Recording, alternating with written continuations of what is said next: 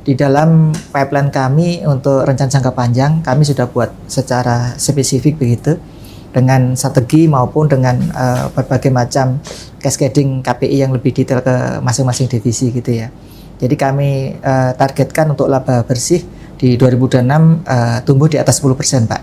Dibandingkan 2025. 2025. Masalahnya teman-teman belum tahu 2025-nya berapa.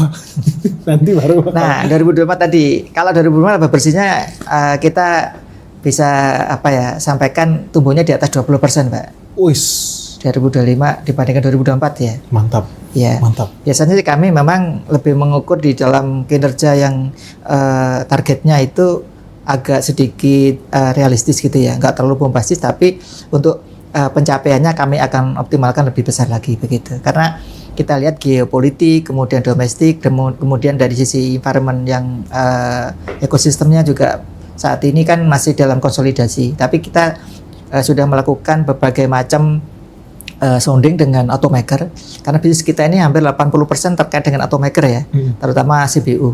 Nah itu mereka menyampaikan ekspor di 2026 ini akan tumbuh sekitar 10% gitu. Mereka yakin itu bakal growing? Iya, karena ada beberapa model baru, kemudian ada mobil EV yang diekspor, kemudian juga negara-negara tujuan juga banyak meminati produk-produk kita.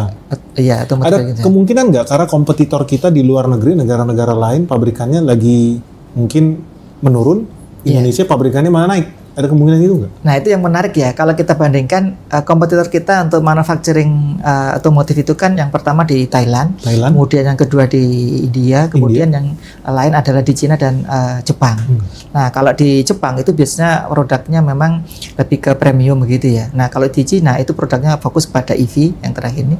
Nah kalau di India memang India itu marketnya juga besar domestiknya, tapi memang logistik cost-nya India itu lebih mahal begitu. Karena jarak antara pelabuhan dengan manufacturing industrinya agak cukup jauh, kemudian mereka lebih fokus di pasar domestiknya begitu.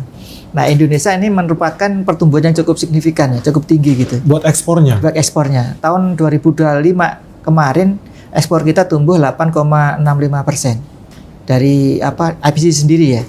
Terus kemudian kalau dari sisi importnya kita tumbuh sampai 97% karena ada EV yang tinggi. Karena mobil EV masuk. Iya. Nah kembali lagi, kalau kita lihat pesaing-pesaing yang ada, misalkan straight forward-nya ke Thailand dan India, sekarang di Thailand ini malah justru ada penurunan gitu untuk yang ekspornya.